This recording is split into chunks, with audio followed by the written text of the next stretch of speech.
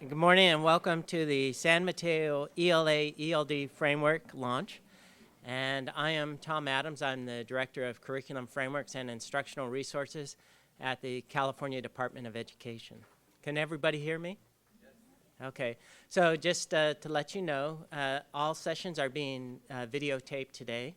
So if you have friends back at your district office who were unable to attend this event because it is sold out, let them know that there will be the videos from today's presentations on my digital chalkboard. So let them know that. And also if you need to review, say, some of the things that are being presented today and you want to hear it again, you can visit it there. Let me just say a couple things about this event. This is the second one of the ELA ELD launch event, and I just have to say that one of the great things when we looked around and wanted to do it in Northern California, Gary Waddell over there was one of the first persons to actually say, hey, we'll help you out, and I think that's really a great sense of the partnership between the Department of Education and the San Mateo County Office of Education. Thank you, Gary.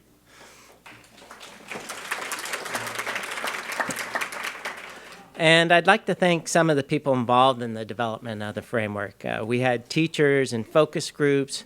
We had members of the Instructional Quality Commission and the State Board. We had the entire Curriculum Framework Committee members. And as you can tell, there was a lot of hands involved in it. But unlike the old adage where too many cooks spoil the broth, in this case, we actually had a great improvement because of everyone's participation. And so I just want to say that I'm very proud of the document. And now let me just mention one thing about it. It is rather lengthy, right? Many of you probably haven't read the 1,365 pages of it. But let me just quote from a movie I just saw recently. Let me just say this. Everything is awesome, okay? Yeah, who knows what the Lego movie might inspire today. I also just want to acknowledge the writers of the framework. One of the things is a few years ago when this all began, I called Nancy Brenelson. And I said, Nancy, you want to help with the next ELA framework? And she said, well, what's it involved? I said, only the new standard. And she said, yeah, that sounds good. I go, and we're going to have to bring together the ELD standard. And she goes, okay. And I said, and we're going to have to make this all understandable for K-12 teachers, yet at the same time be based on the most current and confirmed research. And she said, well, okay. I don't think she regretted it to this day, but I think she's realized that without her guidance and her knowledge of the previous framework, we couldn't have been there. But the great thing working with Nancy is she brought along some great friends with her. One is Hallie Yap. Hallie's been just tremendous in terms of contributing to the framework, making sure everything reads well, is understandable by teachers. And then we got extra help on ELD, and Pam Spiescher, who helped with the ELD standards, then came and helped us on the framework. And it was truly an incredible document along the way and a great process. But I do want to say that one of the things that happened during this process is we did lose some of our people who contributed. We lost one teacher who taught up in the Sierra foothills. She could never make it to the meetings because of cancer. And then Bob Calfee, just down the road at Stanford, as one of his last acts as a ELA expert, joined us on the committee and contributed greatly to it. And so we're lucky to have Bob there through the entire process and actually have his great insights into the document. So truly a momentous occasion, but also one we just want to acknowledge that people made great sacrifices for, but they certainly did want to do it as making sure that Common Core, ELA, ELD was actually part of the curriculum. Now, I did mention Gary earlier. Gary, do you want to come up and say a few words? Thank you, Tom. It is a pleasure to see everyone here today. We're thrilled that you're here. On behalf of County Superintendent Ann Campbell, we'd like to welcome you this morning to this event. And welcome to foggy San Mateo this morning also. We're very pleased to host this event. The staff here at the San Mateo County office that serve the 23 districts in our county are strong proponents of this new framework and the course that it sets for us all, truly aligning ELA and ELD in some groundbreaking ways that we're really excited about. So it's nice to have you here this morning. And lastly, we'd just like to give a huge thanks to the department for leading this work that really is groundbreaking work, and for putting these events together for us all for kind of deep quality professional learning as we launch this in the right way. It really is remarkable work, and I hope for you that you have a great day of inquiry, learning, and networking. Thank you.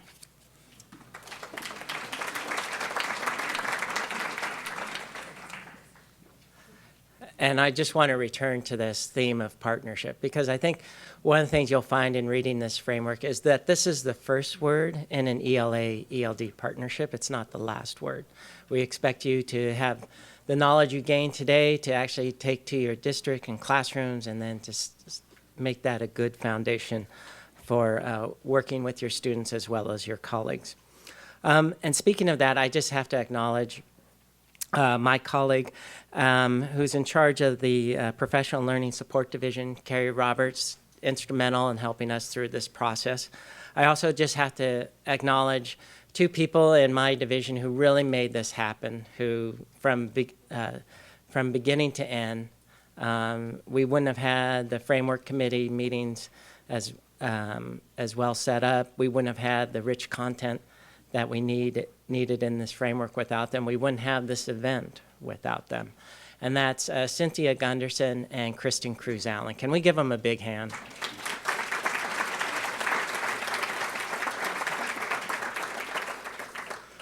One of the things, though, one of my hats that I wear at work is I'm the executive director of the Instructional Quality Commission. And that means I get to work with 18 educators from throughout the state.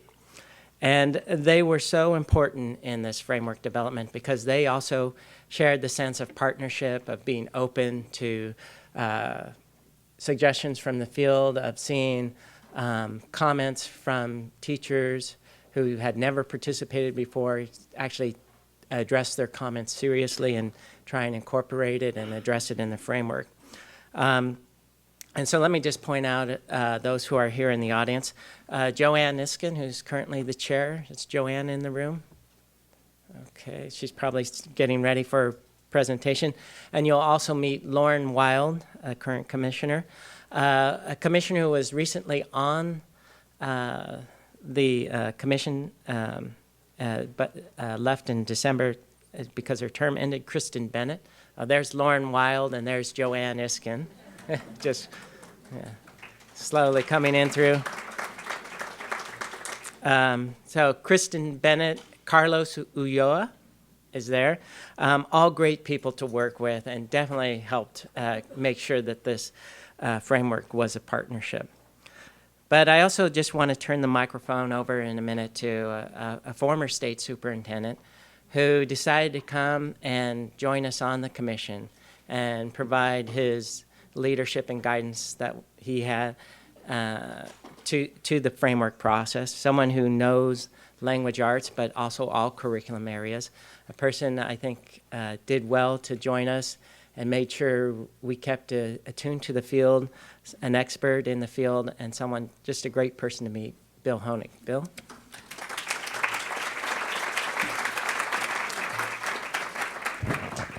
Thank you, Tom. I'd like to second, the writers were terrific, and you're good to hear from them, and the staff of the department were amazing. My fellow IQ members really took this to heart, and it was a real joint effort. I'd like to start by just asking you, what is a framework? What does it do? I mean, what's this purpose? The standards are there. The standards are not a curriculum. The framework's not a curriculum. Basically, it's specifications for what a curriculum should look like, what should be included.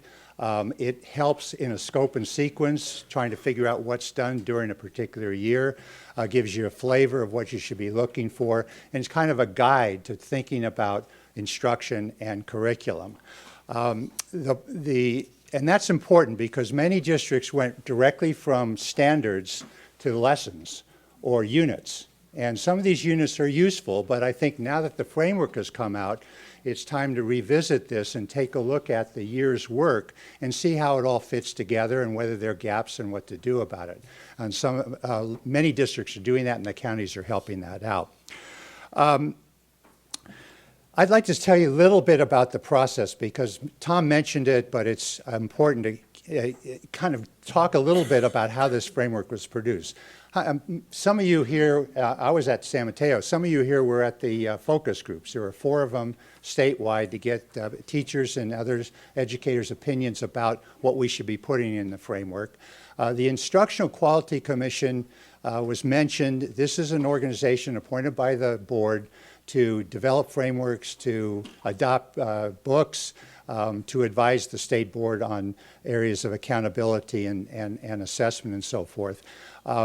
And the process is that we looked at top grade educators to put on the framework committee. It was chaired by 2 county curriculum people, Becky Sullivan and Martha Hernandez from Ventura and Sacramento.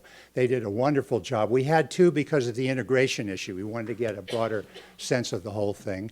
And they held a series of meetings. And I guess Sherlock Holmes, you know, the dog that didn't bark. This was not that controversial when we all got to working together. Previous ELA frameworks were, and ELD issues basically stalled everything. This one, there was a large amount of support, and I'll talk a little bit about why that was. But so the process was thorough, and then it went to went back to the IQC after the framework committee and the writers did that. The IQC members had some comments. They revised it. Then it went to state board. A couple of the state board members wanted the foundation part to be beefed up, and we did that. The writers did that, and we got the final product. So it's, as Tom's mentioned, I just wanted to go a little bit more thoroughly how broadly people participate in this, and I think that's one of the reasons why you don't have some of the controversy in this state that you've had in other states, is because so many people have been involved.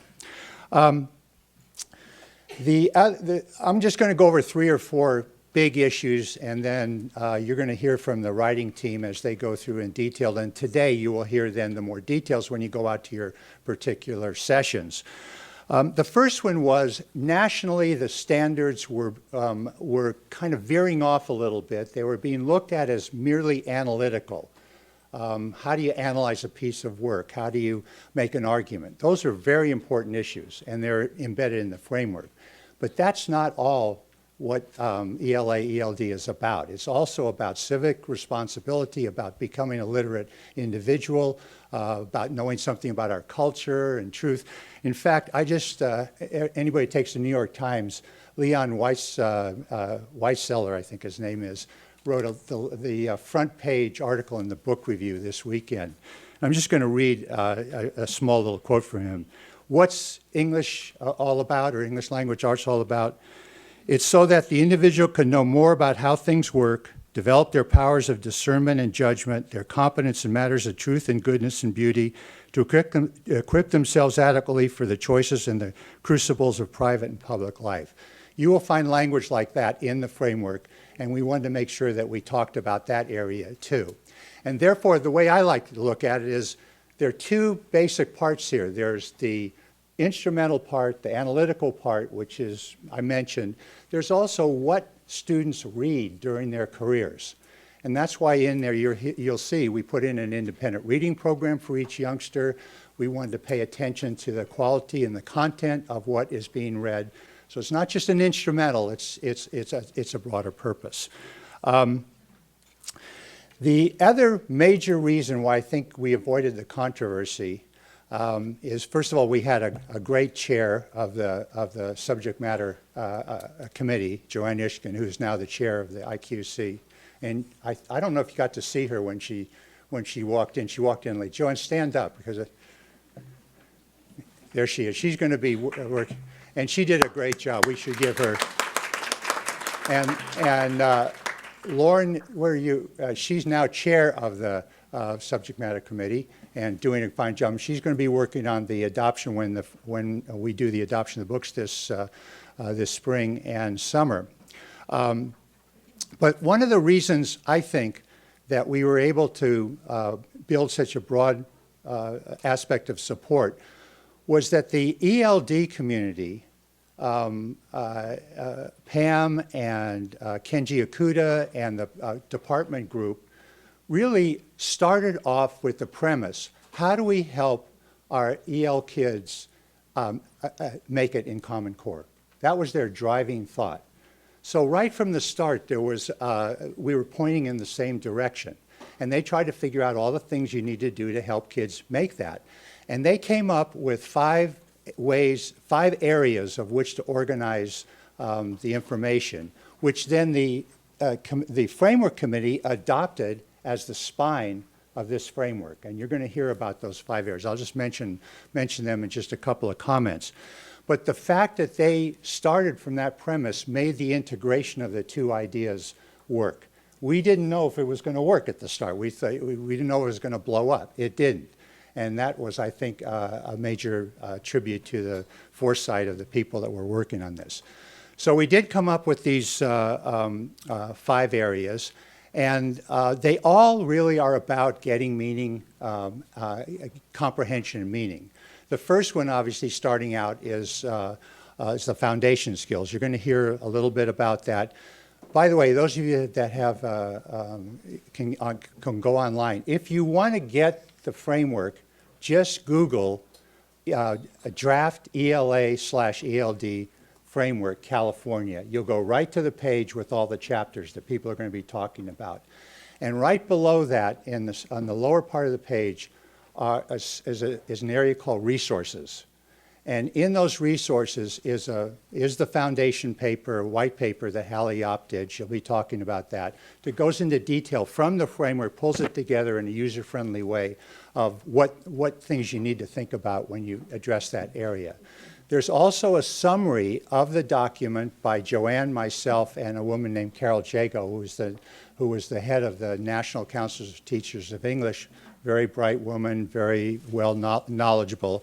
And she wrote an appendix to the framework on the importance of literature and text complexity and so forth, which is available there too. So that's a summary, which is 4 pages, might be useful. There's also a chronicle of the vignettes, lists all the vignettes that are in the framework so that makes it easily accessible. And then there's finally a webinar of our 3 stalwarts here who did a webinar. So that's for your help. Okay, just something very simple about the 5 areas. Foundations, obviously, you can't get meaning from text if you don't know, if the word's in your speaking vocabulary, but you can't decode it. So you have to be automatic with it, and decoding and knowing how to do that, and phonics and all that goes into that. In California, we took another step. We went to 5th grade, and so we talked about multisyllabic and fluency in other areas too, which you'll hear about. The second way you get meaning for text is language. If you don't know the word, there has to be a strong vocabulary development, and we emphasize that in the framework, learning words. But it's more than that. It's also syntax and text structure and those kinds of things. So language is a crucial area that came up from the ELD group. And vocabulary, you'll hear about academic language. It's a little bit more than that. Everybody here know about Tier 1, Tier 2, Tier 3 words. So Tier 1 are the automatic words. Tier 2, Tier 3 are the like democracy and photosynthesis. But Tier 2 are the ones that make a difference in getting meaning. And so if you have a fervent desire, what's fervent? That's that's a kind of Tier 2 word. So it goes into that. The third one is content. This document really stresses the need for history, social science, science, humanities as part of especially at elementary, to have integrated, and at high schools to have a cooperative effort where you're doing biographies and you're doing novels that go along with the Civil War, or whatever the topic is. So that content has two meanings. One is the text structure for science or history. It also is making sure you integrate a good broad development of content. Research is basically pretty clear on this. How well you comprehend also depends not just on your skills, but also on how much you know about a particular subject. So if you know something about the subject and bring it to it. And there's a great article about this, about text complexity issues by David Pearson. I don't know the site, but he's one of the authors. You can look him up, and he talks about the purpose you're reading for and what you bring to it. There's a category called meaning making, which is how you make connections and how you make inferences and how you do close reading of text and all those kinds of things that you've heard about. They'll get into that. And finally, there's expression, which is basically using the knowledge for a purpose. So you're discussing things, you're writing a paper, you're doing a project. So you're reading for a purpose, and how you express both in writing and in speaking are important. So those are the 5 areas. They'll go into that in more detail. I just want to touch 2 or 3 other minor points. I don't think we can pull this off. This is a 4 or 5 year effort just to come close to what we're talking about, this active curriculum. And Mike Kurz from the State Board has said that, look, we're not expecting everybody to get this done this year. We're going to take our time and do it right. And I think the board's been pretty strong on that, as has the governor and the state superintendent, which is good leadership. But unless you have a good collaborative working team at the school site, which is supported by the district, this is just too tough to pull off. So that's, when you're talking about this kind of active curriculum, that really has to be built in. And one of our chapters, which they'll talk about, talks about how to do that and the importance of that. The other final issue is text complexity. And I think the framework takes a balanced approach on this, and you'll hear more about it. There are some things that students should read that are at the high level of what they can handle, and you have to scaffold it, and you'll hear about how to do that. There are some things that students should read that are at comfort level, and that they just like or they're interested in, and that should be part of it. And there's some things that maybe, it's the start. You read to kids a little bit above the level that they can actually read. You have decodable text, which reinforces the letter sounds that they're getting. So just a variety of approaches is the best bet. Some people have said only give kids things that are challenging or only give level text. We tried to stay away from that. Anyway, I wish you good luck in this. This is a very, very challenging and exciting document, and it has a lot of great ideas in there. If we can get a curriculum instruction along the lines this framework talks about, I think it's going to be wonderful for our children. Thank you. So the next thing is, I think it's so appropriate that we show this next piece of our morning presentation, because today is the State of the Union, and the good work that we have done here in California has actually reached the federal level, to the point that we now have a welcoming video from the Secretary of Education, Arne Duncan. Hi, I'm Arne Duncan, the U.S. Secretary of Education. First of all, congratulations on the launch of the new ELA, ELD framework. Your work to integrate 2 sets of world-class standards affirms California's commitment to ensuring that all students, not just some, receive an education that truly prepares them both for college and for careers. The new framework also takes into account the rich diversity of California's students, providing critical supports for English language learners. I'm excited that educators, administrators, coaches, and others who work with youth are all represented here today. It's a great opportunity for you to ask questions and learn about the new framework on a deeper level. And I urge you to please take advantage of this professional learning opportunity and connect with one another and share your story.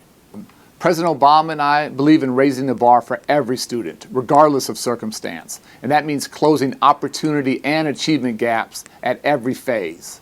Despite the national, state, and local best efforts, some students, especially those in low-income communities, still lack access to challenging courses, to effective teachers and school leaders, to sufficient resources and other supports, and safe and healthy learning environments. We must do more now to eliminate those barriers. Our country and our children simply cannot wait. All students should have an equal opportunity to learn and excel in a safe and supportive environment. And that's why I'm so excited about California's ELA ELD framework. It's acting on a shared vision for educational equity by providing strong and clear guidance on enacting the standards.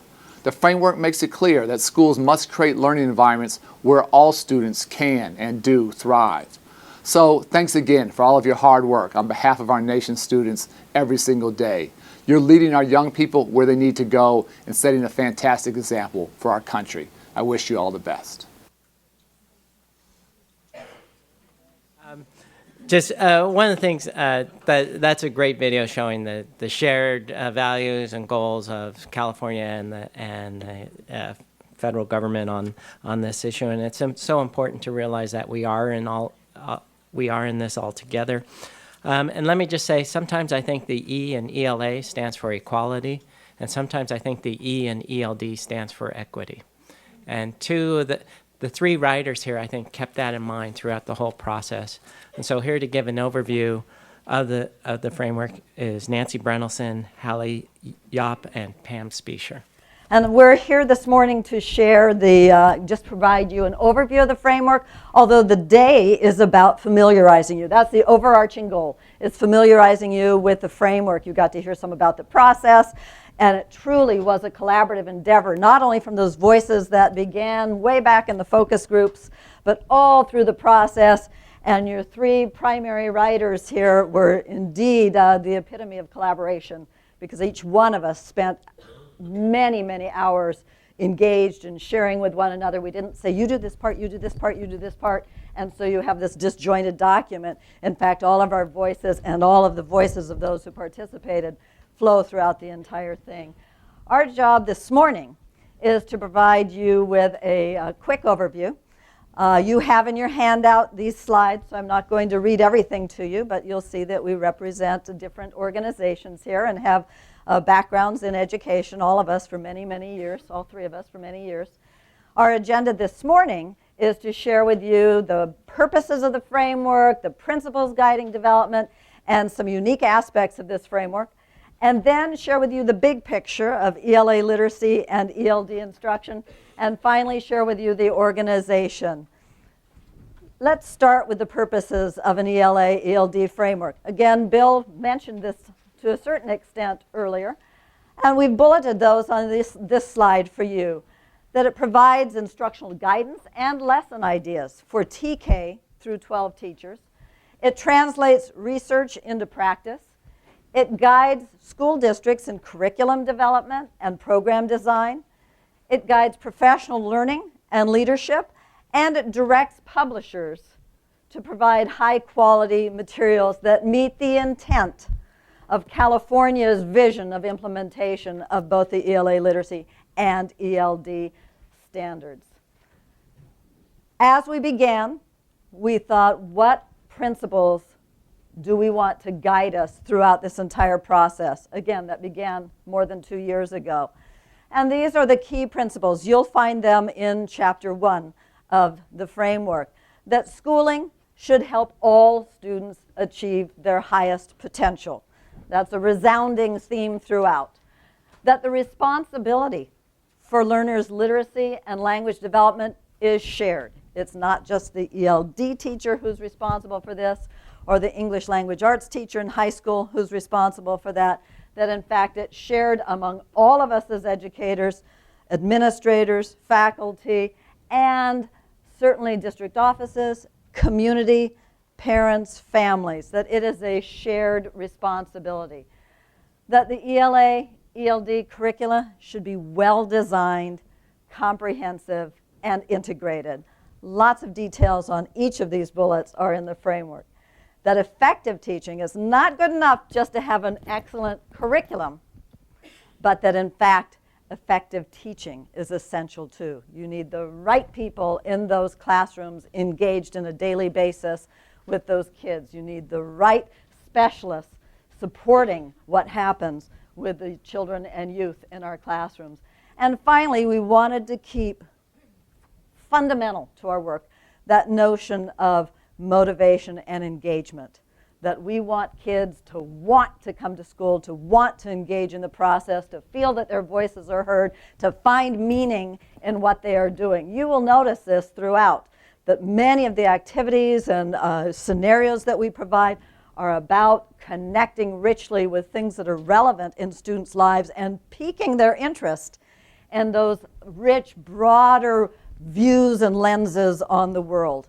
So those were the principles that guided our development of every chapter in this framework. You also will notice in your PowerPoint that we've highlighted several things that we think this makes this unique. As you know, the Common Core State Standards is a multi-state endeavor, right? But the way California is choosing it to implement it may very well be unique. That, in fact, we have, as you've heard over and over, integrated 2 sets of standards. That is truly a groundbreaking endeavor, as you heard from the Secretary of Education, that we discuss the standards in terms of key themes, so that as you think about ELA literacy and those strands of reading, writing, listening, speaking, and language, we didn't just talk about them as, oh, here's reading, over here's writing, over here's speaking and listening, nor did we do that with the parts of the ELD standards. Interacting in meaningful ways isn't totally separated from about how English language works, isn't a complete isolation from the foundational skills. In fact, we don't talk about them strictly in those silos. We have found some key themes that cut across each of those. And those, we'll be talking more about those in just a few moments. We also, of course, this framework integrates multiple content areas with literacy and language development. It tells and shows. Why is this document 1,300 plus pages long? It's because not only do we say, here's what research says about good practice. Here's what we know about beginning those foundational skills and the development in young children. Here's what we know about how language is learned and how children engage with language and use it in purposeful ways. Here's what we know about disciplinary literacy. We don't just say that, we show it. And we show it through snapshots, which are short scenarios. These are deeply grounded in current and seminal research. And we show it through vignettes. I just threw up here some of the snapshots. So this adds to the length considerably because there are so many applications and examples of practice. And this, by the way, was a clear message from those focus groups 2 years ago. Show us how it works. Give us many examples of practice. So there's an example in kindergarten, in grade 3, in middle school, and in high school. There are examples there's snapshots of practice in the assessment chapter, in the access and equity chapter, in the 21st century skills chapter. So that adds considerably to the length of this document. Not only do we tell and show, but another unique feature is that clear message on access and equity so that all students can reach their highest potential. And finally, it is a clear voice for promoting the notion of collaboration and shared responsibility.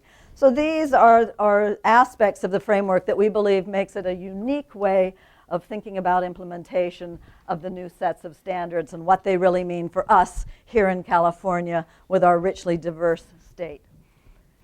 This is the big picture. The big picture is exemplified in this image, this graphic, that we call the circles of implementation. You have a copy of this in your program. We'll be talking about it all day long. It fundamentally captures so much that is important in where we're going in this framework. And let's talk, if we were to build this together, I'd have a blank screen and that outer ring would pop up. That outer ring represents the overarching goals of ELD literacy / and ELD instruction. We know, and if you've been thinking about the state standards, You've been thinking about readiness for college, careers, and California ads, and civic life. What does it take? That's an overarching goal. By the time kids exit our TK through 12 systems, we want kids to be ready for college, careers, entering the workforce capable of engaging in the kind of work that gives them a future, and to participate wisely and thoughtfully in civic life. That's one of the overarching goals. The second overarching goal, of course, is connected to that, and you've probably been thinking about this if you've been addressing the Common Core State Standards at all. And that's that notion of the capacities of literate individuals. We want to ensure that all students develop those capacities. Those are the 7 capacities. Students demonstrate independence, they value evidence, they are responsive to the demands of the task, right, to the audience and so forth, that they comprehend as well as critique, that they build content knowledge, that they use media and technology wisely and strategically, and that they are develop rich perspectives on others' cultures and backgrounds and so forth. So those probably sounded familiar to you. So that too is one of the overarching goals here. A third overarching goal is that students develop the skills for living and learning in the 21st century. And there are many of those, and there are a variety of ways that people discuss them. I'll just highlight a few key ones right here. One is that is those 4 C's. One set is those 4 C's that many of you have heard about, right? The collaboration, communication, creative thinking, and critical thinking. Another set is the notion of technology and media skills, right? Being facile with those. A third set is global competencies, being able to work with diverse others in diverse locations around the globe. Those are among those 21st century skills that are part of the target for us as we engage in this endeavor of ELA and ELD instruction. And then finally, and this is also very unique to California, we have highlighted that notion of ensuring that all of our youth become broadly literate. And what does that mean? That means that they have read widely. That means that they have been exposed to the classics as well as to contemporary literature. It means that they have read across all genres. But it's more than reading, it's also viewing, that they have observed plays in action. They have studied Shakespeare and they have seen that in action. That they have participated and seen poetic readings. That they have participated and witnessed spoken word. That they are students who have been broadly exposed and engaged in what it means to be a literate individual. The center of this graphic are the standards, the CCSS for ELA/literacy. There they are, reading, writing, listening, speaking in all disciplines.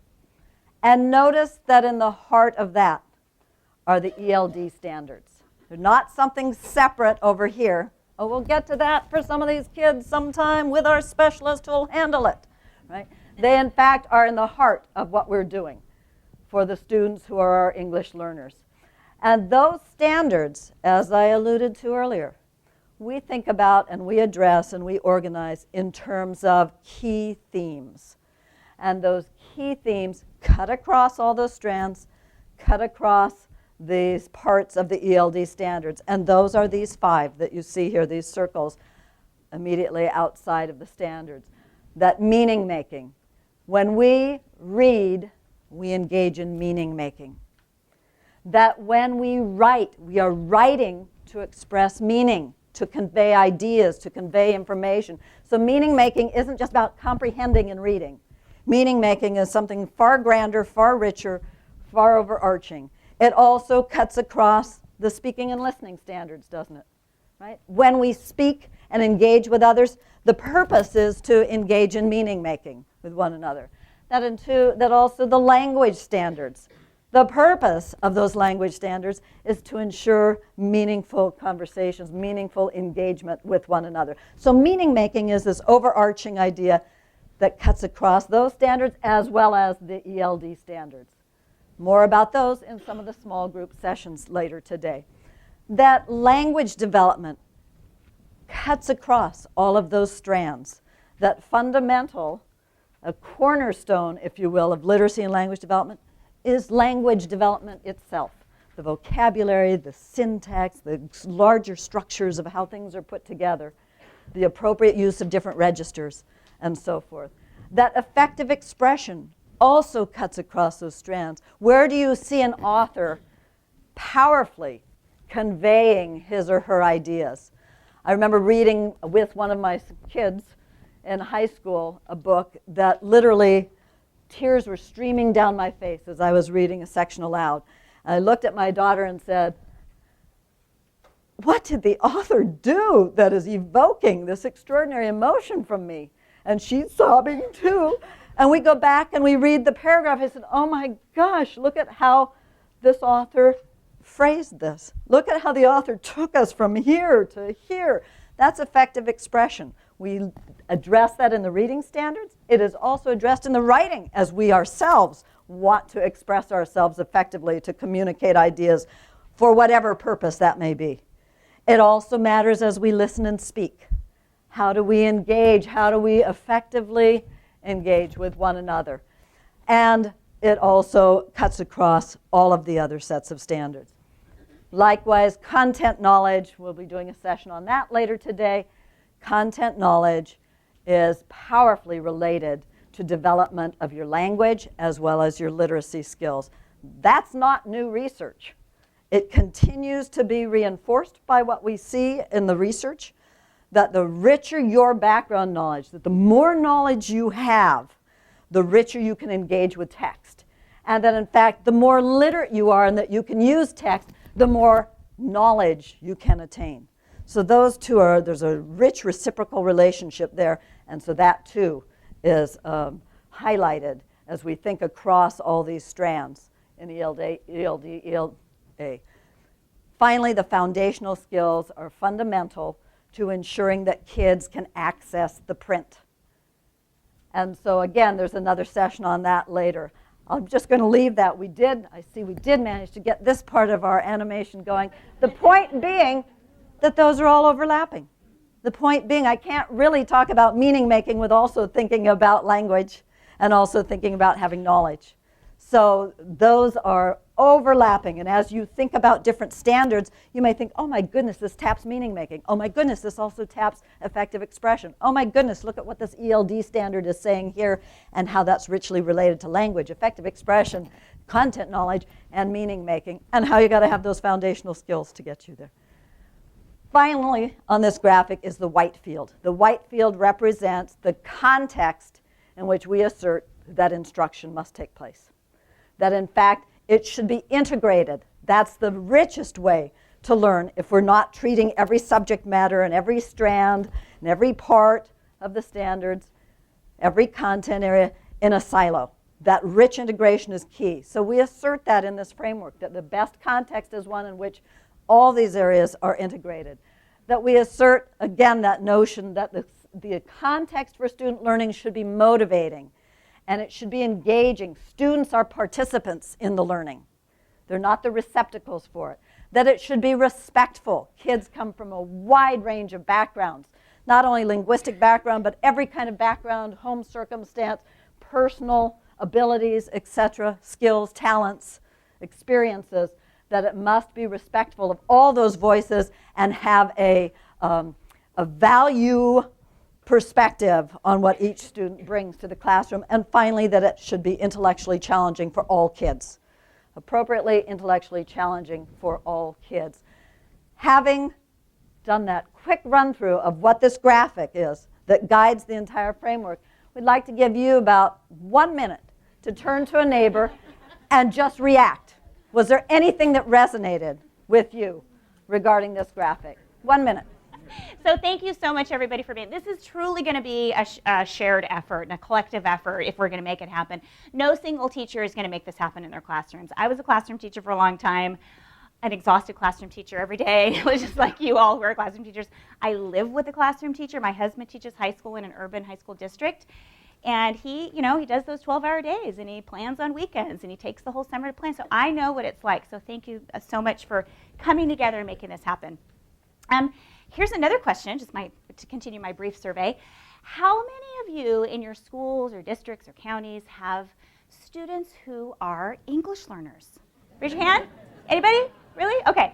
So, yes, so really one of the most wonderful things about this framework is that California, as the first state in the nation, really stepped up to the plate and said, we're going to pay attention to who our students are. And who our students are culturally and linguistically diverse students, all of our students, in fact. That's our point of departure for this framework. We're not going to try to cram kids into this prescriptive box. That's not what we're doing. We're going to take a look at who our kids are, and we're going to pay attention to what they need, and we're going to shape this framework around them. So that's the most important thing, I think, in terms of my little brief talk that I'm going to share with you. Also, if you can wrap your brain around these circles of implementation, which is kind of mind-boggling, you've got the framework. That's the framework in a nutshell. And really, as Tom was saying earlier, this is a process that's going to take years. So nobody panic. Everybody, put your shoulders down. Take a deep breath. Don't feel like you have to know everything when you walk out the door today. We need to allow ourselves to be learners. And learning is a social process. That means we have to talk to one another. We have to share and open up our practices. So just everybody, that's kind of the spirit that we're working from here. Hopefully the next button that I push will advance the slide and not make the computer blow up. Let's see. Yes, it worked. Okay, so another question. How many people have seen the California ELD standards? Great. Great. So if you haven't seen them yet, don't worry, because guess what? In the framework, in Chapter 1, there's a very lengthy explanation about the intent of the California ELD standards, how they should be used, what their structure is, what all those crazy colors mean, all those Part 1, Part 2, Part 3, what the heck is that? Because they look different from our previous standards. So I'm going to give you about a 1-minute overview of the California ELD standards. That's not going to be enough for you to fully understand them, but this is just sort of these are the big ideas. So basically the big ideas of the California ELD standards is that they amplify the Common Core State Standards for ELA literacy, and they augment them so that we as educators can pay attention to what's most important in those Common Core State Standards to focus on to ensure that our English learners succeed and are college and career ready and prepared to fully engage in meaningful civic life. So that's kind of like the goal, the intent, right? And they do it in some very particular ways. First of all, here's another thing you should know. The California ELD standards were not written from a testing perspective. Of course, they will be useful for formative assessment and summative assessment, et cetera.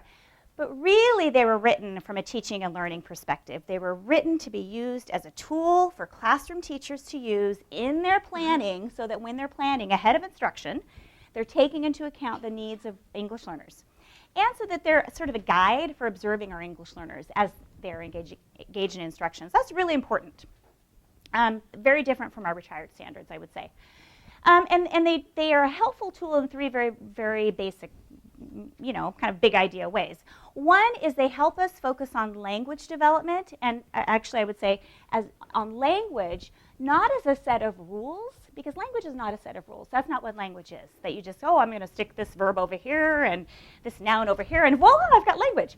That's not what language is, and we want our kids to understand that. We want our students to understand that language is a resource, a very powerful resource for making meaning in the world, right? And language development, therefore, is a social process. Actually, all learning is a social process. So it's so that we can get things done in the world. So we want our kids to understand we want them to understand why they're using English, right? We want them to use English purposefully and deliberately to get things done, like explaining or arguing for something they believe in, or justifying a claim that they've said using credible evidence. That's using English purposefully, right? We want them to be intentional, deliberate language users. That's the main thing.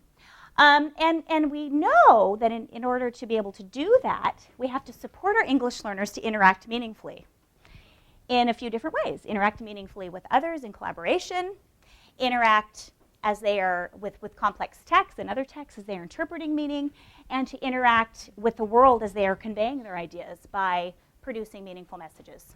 You with me? Does that sound? That sounds like something we could probably agree on, right? Yeah, I don't think anybody would disagree with that. I want that for my kids. We want that for all kids. So the ELD standards help us focus on that for English learners. But there's something else that the ELD standards help us do that's kind of been missing in ELD standards, and that's how to make what's happening in English transparent to our English learners, because really language is sort of the hidden curriculum in our classrooms. So how do we support our English learners to understand how English is working to make all of these meetings? And so the ELD standards help us as educators support our English learners to develop knowledge of language so that they can be deliberate language learners. So that's like wham, bam, thank you, ma'am, overview of the standards. If your head feels like it's going to explode, don't worry, because again, I said the framework is there to help you, Chapter 1. Also, has anybody seen my digital chalkboard? Used to be Brokers of Expertise. Write that down, my digital chalkboard. It's my digital chalkboard, right? There's a my? Okay. It's not mine, it's yours. But there are 2 California ELD standards online professional learning modules there. And does anybody do professional learning or responsible for making sure that other people understand standards? Okay. So those 2 professional learning modules on the California ELD standards have tutorials. There are facilitators guides so that you can talk with other people about the standards and sort of help them in their development. And if you're a teacher and you want to know about the California ELD standards, you can go there and check that out too. Okay, so very quickly. Now, here's something that you will find in the framework. The way that we are approaching English language development in the state has changed, or actually has evolved, I would say, because for some people it hasn't changed. But as a state, in a unified way, it has evolved. And here's how the framework promotes the kind of English language development we want to see happening in all schools. It's a comprehensive approach that includes 2 things, and it's both and. It's not, you can't choose. It's like, well, we're going to do this and not this. No, it's both of these 2 things. It's both integrated ELD and designated ELD. And you can read the slide, but I'll just explain briefly that integrated ELD, that's when any teacher, every single teacher in the state who has an English learner in their classroom, whether it's 1 student who's an English learner or 100% of your classroom are English learners, we are using the California ELD standards in tandem with our content standards, Common Core State Standards for ELA literacy, or science standards if you're a science teacher, to ensure that we're meeting the needs of our English learners. Okay, with me? And that means that there's a true integration of language development across the content areas, because that's the only way we're going to support our English learners to make it. Designated ELD, that's a protected time during the day when we're really honing in on those particular language learning needs that our English learners really need to succeed in their content classrooms. Okay, we're really kind of, taking a laser-like approach to language development. Now, a lot of people say, yeah, that's what we do. Here, let me just kind of highlight some of the things that may be different for you or for some people. First of all, it states very, very emphatically and specifically that integrated ELD is when we've got the ELD standards down there with us as we're planning. So it's really used in the California ELD standards to guide instructional planning and implementation. Okay, that's different. That's different from before. The other thing that's different is designated ELD is not isolated language instruction, because you don't learn language in a vacuum. You learn language to make meaning in the world. Remember I said that language is a meaning-making resource. So that designated ELD, whatever it looks like in your district based on the needs of your English learners, must build into and from content instruction. The great thing is that there are many sessions today that kind of will talk about vignettes and talk about snapshots. Again, the framework is not just telling you, oh, this is what it is, good luck figuring it out.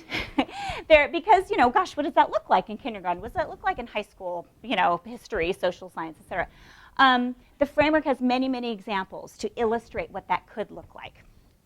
Now, I don't have time to open this can of worms because my time is almost up, but I would encourage you at lunchtime or when you get back to just kind of have the discussion. How does this new way of looking at a comprehensive approach to ELD compare to what we're currently doing? Just open up that can of worms. It's okay. Remember I said you have my permission. We all give ourselves permission to be learners. And let's just talk about it. And what kind of changes might be needed. Here's just an example of one of the things that will support that ongoing discussion about refining English language development is in each grade span chapter, and actually in each grade level section, teachers will find some framing questions for lesson planning. And you'll see that there are framing questions for all students that focus on really critical aspects of instruction, including preparing for formative assessment. How am I going to know that my students are really getting it, and how will my students know, et cetera. And some additional framing questions for English learners. And so that is sort of a really kind of clear message that we have to rethink how we're planning. You know, you can't just teachers don't just teach by the seat of their pants, right? We can't do that. We have to plan carefully. So one of the things, I think Hallie talked a little bit about this, so I won't belabor the point, but this is one of the most exciting things for professional learning. Or if you're an individual teacher, if you just want to know what this looks like. Every single grade level has a section, as I mentioned earlier, that has an ELA, literacy, and ELD in action, that has a set of vignettes, 2 vignettes. The first vignette is ELA literacy, often integrated with another discipline, with integrated ELD. So you can see what it looks like. This one is from 4th grade. And it has lots of examples, lots of tools teachers can use. It even has dialogue between teachers and students, because our committee members were saying, could you show us what it looks like for a teacher to actually provide scaffolding in the moment, just-in-time scaffolding through dialogue to a student? So we included dialogue. But it also has templates that teachers can just take and use right away. Here's some of that dialogue. Also has student-to-student dialogue. And then the second vignette has the designated ELD companion. And it shows how designated ELD is building into and from that first vignette. And the way that a lot of people have been using these vignettes in professional learning is to promote dialogue among teachers about what's currently happening in practice, and then, kind of how to layer in new things. So unfortunately, my time is up, and I've actually gone over, so I'm going to hand it over to Nancy, and we'll see you later. I have the enviable position of being between you and the break and talking about the structure of the framework. And Tom was very kind in saying that he contacted me about being one of the writers. The very best thing I did was say, I'll only do it if Hallie will do it with me, and if we get someone wonderful to help us with ELD. And so you now know why this document is as good as it is. It's because of Hallie and because of Pam. And now I will tell you, and you'll probably be able to tell this, I come at this from the perspective of a former principal, a former district administrator and consultant at CDE. I have the privilege of working for the CSU now, but I'm always looking at issues from a systems perspective. You all are here. You're one of the chosen few who got a seat at this event.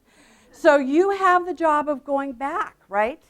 And talking to your colleagues. So I want to talk to you a little bit about some ways you might go back and talk about this document so that no one thinks they have to sit down with 1,300 pages, at night and finish it, sometime in the next century. So, first thing, organization. The chapters can be grouped. So the introduction, the overview of the standards, chapter 1 and chapter 2, really work together as an overview. If I were in charge of the world, I would say that every superintendent and principal would read the introduction to the framework and then have a breakfast together and discuss it. And then every school board member would do the same. These three that you see here in sort of red or brown color are the most important place to start. Now, if you're already very familiar with the standards, then you can skip chapter 1, but it really gives you kind of chapter and verse, point by point, how they're structured, and we try to do it in a parallel way so that ELA and ELD work together. So then you see the chapters 3 through 7. Those are grade level specific. Now, we have a lot of those chapters because we wanted to make the spans small enough so that it was really meaningful. You know, when you have a chapter that starts with transitional kindergarten and goes all the way to 6th grade, that's a huge jump. These chapters are in chunks that are really meaningful for teachers. And what will happen, and what I would recommend, is that teachers and others can access the appropriate chapters for them after they've looked at the overview. And so that breaks us down so it's not quite so overwhelming, not quite so much to read. I'll talk about how they're structured in just a second. Then we move into the third major chunk. These are what I affectionately call the systems chapters. These are all the leadership issues: assessment, access and equity, learning in the 21st century, implementing in terms of professional learning, etc. Then the criteria for instructional materials. These are chapters for your leadership teams, for your coaches, for your principals. But access them as you need them and know that these notions, the notions contained here, inform everything in all the other chapters. But here you're going to get deeper information about these specific topics. And then, last but not least, we have additional resources for you. Here, glossary, the appendix that Bill referred to about literature, other resources, etc. So 4 major chunks in this document. You need to be strategic about how you approach it. Every chapter begins with an at-a-glance. So you can put these together. Hallie and Pam and I did this many times. We just had all the at-a-glance sections together so that we could see how the chapters laid out across the document. You will see that we have attempted in every case to have common structures, common sections. So this one is chapter 4, grades 2 and 3. The way this chapter is organized is the same as the other grade level chapters. And so you're going to see some consistent structures that'll make your job easier as you help people access this. The other very helpful thing, Hallie talked about snapshots, which are short examples of instruction. Pam talked about vignettes. Those are longer for every grade level, examples of instruction. And then we have figures.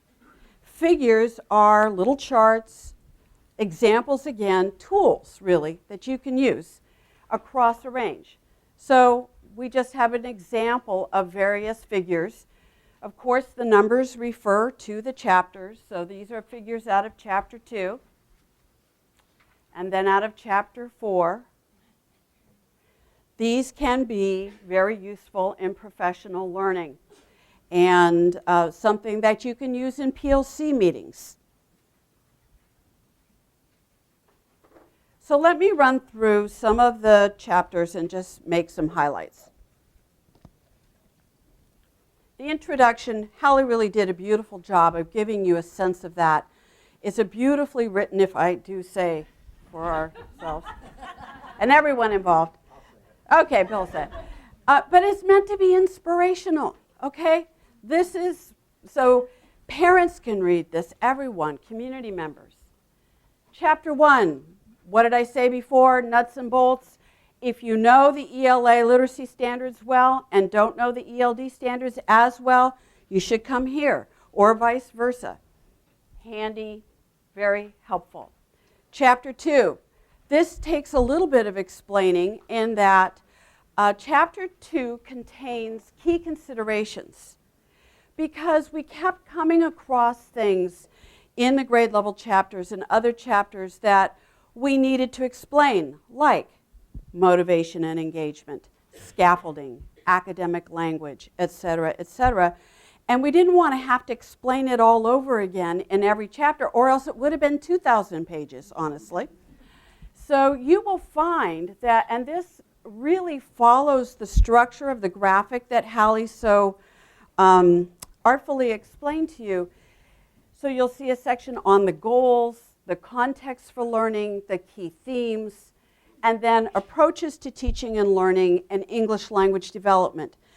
Now you see why this chapter is so critical, because all of the beliefs, all of the instructional approaches are really here, and they inform everything that follows.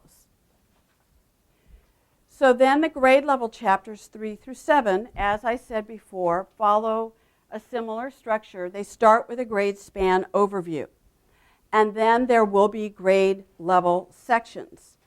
You will find in each of these discussion of integrated and interdisciplinary approaches, key themes, and then we have supporting students strategically and English language development in the grade span in each one of these chapters. Finally, the systems chapters. I'll just point out a couple of important issues, and then there are sessions on many of these.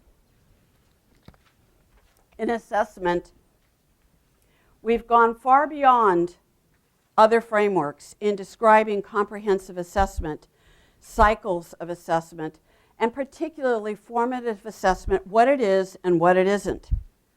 I like to say this is not your grandmother's framework, okay?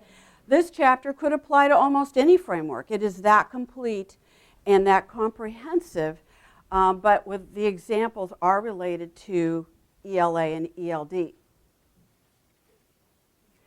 Access and equity. We really are very visionary in our approach to all of California's students. And so you see here a list of students who are addressed, and it is an even longer list than this. We're looking at issues of culturally and linguistically responsive teaching, universal design for learning, and multi-tiered system of supports, which are part of the general program, but inform us in terms of how we support students strategically. And then, as I said, instructional practices for students who are experiencing difficulty. Again, this is not like other frameworks in that it's much broader. It represents a larger diversity of students. Hallie talked at some length about 21st century learning. What's nice here, though, is that in detail, you're not only seeing the 4 C's, as she said, but global education and technology and all the other features. Chapter 11, one that's near and dear to my heart, it's about what does it take to implement this? If I were in charge of designing professional learning and implementing this in my school district or school, I would be working with this. This would not leave my clutches, because it's going to take a lot of professional learning and support to make this framework happen. As Bill said, it's not going to happen overnight, but it's not going to happen at all if we don't plan strategically and start right away. So yes, it's going to take a while, but we have to start now. This chapter will inform the work of the Instructional Quality Commission as they look at instructional materials. That will happen this summer. So this is very exciting, because we want to see how publishers actually bring to life all these things that are in the framework. This is a schedule of events related to that adoption process. And then there are a number of online resources. If 1,300 pages weren't enough, we have webinars. We have a white paper on foundational skills and more white papers to come, charts of snapshots and vignettes, and professional learning modules for ELD standards. And we text each other at 2 in the morning and say, wouldn't it be cool if we added this? So, you know, someone better give us a different project, or else we'll just make you all miserable. But our hope is that you find a way into this, a little chunk one piece at a time, and that it is helpful to you in doing what teachers have always had to do, which is to bring all these disparate pieces together into a coherent whole.